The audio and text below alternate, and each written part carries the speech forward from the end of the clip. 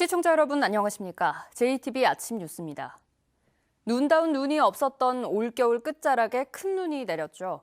밤사이 눈은 대부분 그쳤고 대설특보도 모두 해제됐습니다. 자세한 날씨 취재기자 연결해 알아봅니다. 오정현 기자. 네, 전라북도에 내려졌던 대설특보는 모두 해제됐고 밤사이 이어진 눈도 지금은 대부분 잦아들었습니다. 현재 적설량은 진안 19.4cm, 임실 16, 정읍 10.6, 전주는 4.2cm입니다. 서해안 지역에 내려졌던 강풍주의보도 조금 전 6시를 기해 모두 해제됐습니다. 어제 하루 전편이 결항된 군산공안 항공편은 현재 운항 여부가 결정되진 않았지만 기상특보가 모두 해제됨에 따라 정상 운항될 것으로 보입니다. 대둔산을 제외한 국립과 도립공원 124개 탐방로는 여전히 통제되고 있습니다. 현재 기온 전주 영하 4.2도, 익산 영하 5.3도, 진안 영하 7.1도로 어제 아침만큼 춥습니다.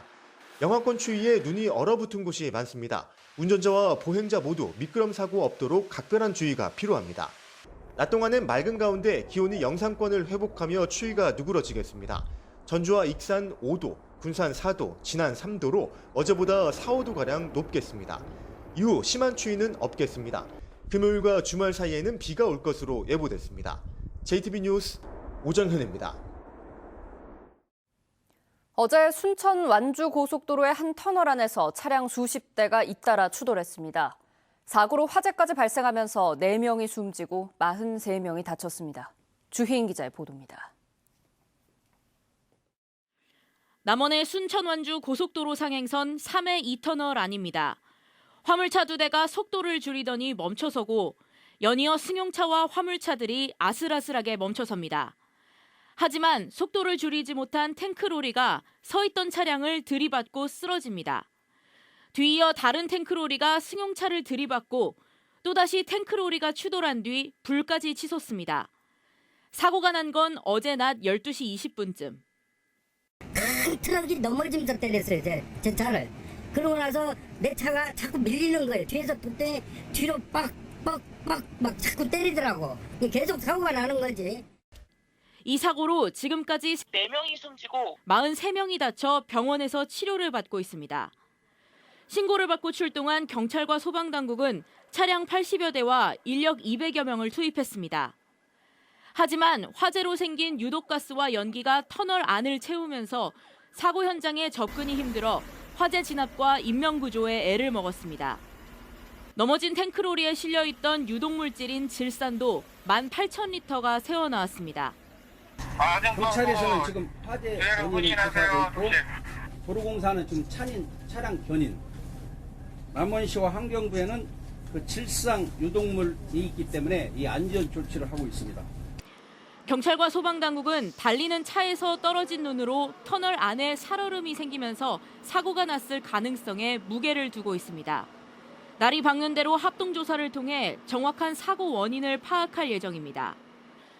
한국도로공사는 정밀안전진단까지 모두 마친 뒤 결과에 따라 터널 통행 재개 시기를 결정하기로 했습니다. JTB 뉴스 주혜인입니다.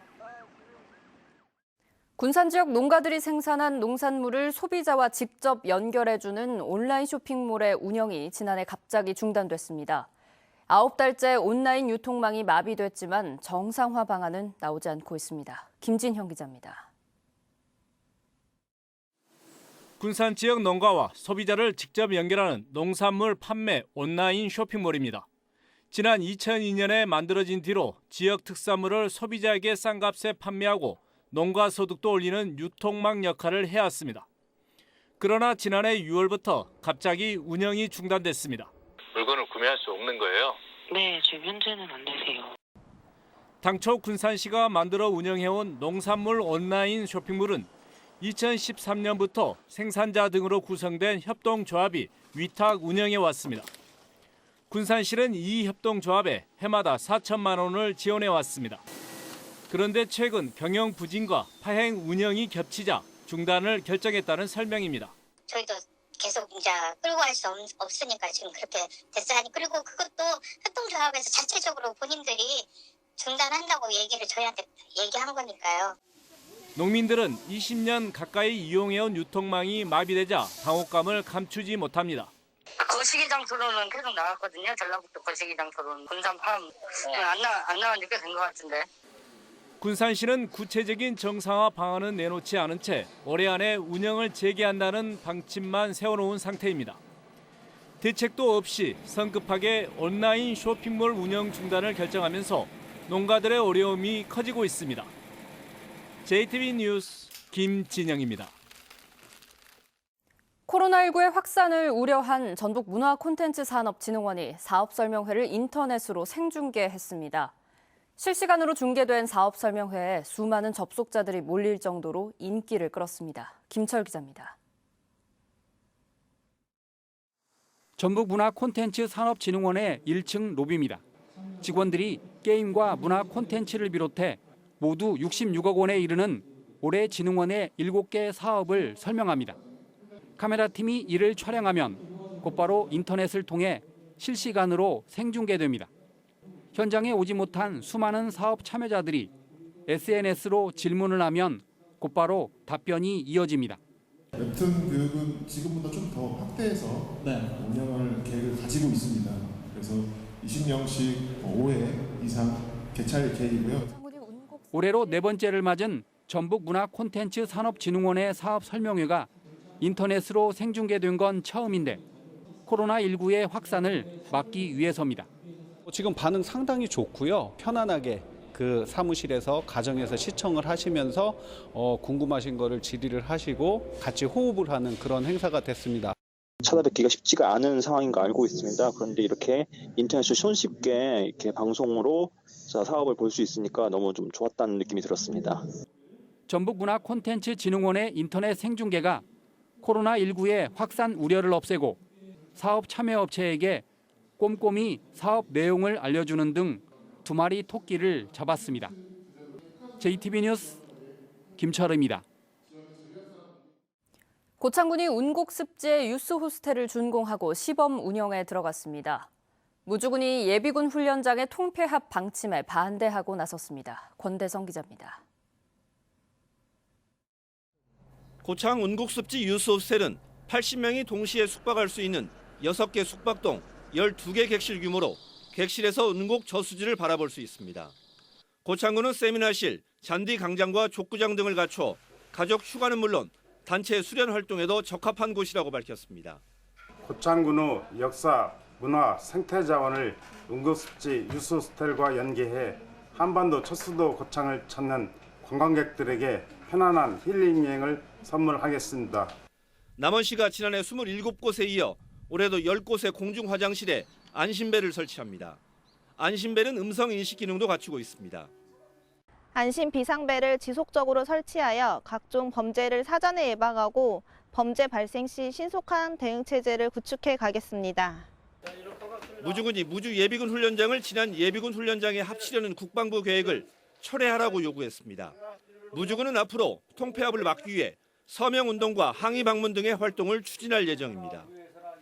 순창군이 고추장 등 발효산업 홍보를 위해 미생물 캐릭터를 새로 만들었습니다.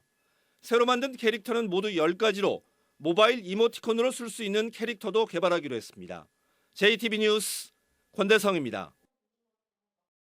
바른미래당과 대한신당, 민주평화당이 통합의 막판 진통을 겪고 있는 가운데 소속 의원들이 공동교섭단체 구성에 먼저 합의했습니다.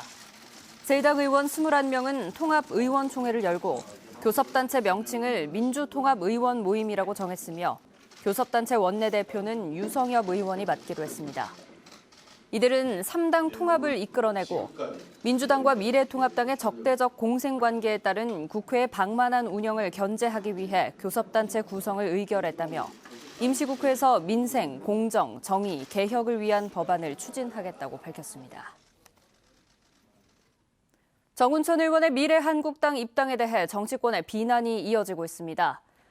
정의당 전북도당은 정 의원이 바른미래당과 새로운 보수당을 거쳐 미래한국당에 입당하면서 자신의 지역구인 전주을을 버리고 비례로 출마해 유권자들에게 배신감과 분노를 안겨주기에 부족함이 없다고 말했습니다. 전주을에 출마한 민주당 이덕춘 예비후보는 정 의원이 지역민의 동의도 없이 민심을 뒤로 했다며 구태 정치를 이제는 멈춰야 한다고 주장했습니다. 전주을 이상직 예비후보의 대통령 관련 발언과 명함 배부가 논란을 낳고 있습니다. 민주당 이상직 예비후보는 지난 15일 한 교회에서 경선 지지를 당부하는 과정에서 문 대통령이 전주에 가서 정운천 후보를 꺾으라고 당부했다고 말해 진위 논란이 불거졌습니다. 또 이 발언이 담긴 동영상에는 종교시설에서 제한된 명함 교부 장면도 담겨 선관위가 사실관계를 확인하고 있습니다. 이상직 후보 측은 종교 행사가 아닌 일반 행사에서 명함을 돌려 문제될 게 없고 경선에서 맞선 최형재 후보는 직접 명함을 돌렸다고 말했습니다. 군산의 산업과 고용위기지역 지정 연장과 관련한 정부 현장 실사가 잇따라 진행됩니다. 군산시는 산업통상자원부와 기획재정부, 고용노동부, 민간위원 등으로 구성된 정부의 현장 실사단이 오는 20일 방문해 경제 현황과 지원 대책 추진 효과 등을 살펴볼 계획이라고 밝혔습니다. 또 오는 24일에는 고용위기지역 지정 연장과 관련한 정부 실사가 한 차례 더 있을 예정입니다. 군산은 오는 4월 고용과 산업 위기지역 지정 기간 만료를 앞두고 있습니다.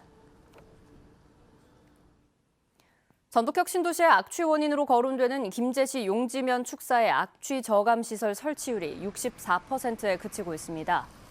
전라북도는 대상 시설 114곳 가운데 73곳이 축산농가 안개 분무 시설을 설치했고 나머지 41곳은 안개 분무 시설이나 액비 자원화 시설 그리고 퇴비화 시설을 추진 중이라고 밝혔습니다. 전라북도는 오는 5월까지 시설을 완료하고 암모니아 같은 악취 물질을 실시간으로 측정하고 모니터링해 악취를 효율적으로 관리하기로 했습니다.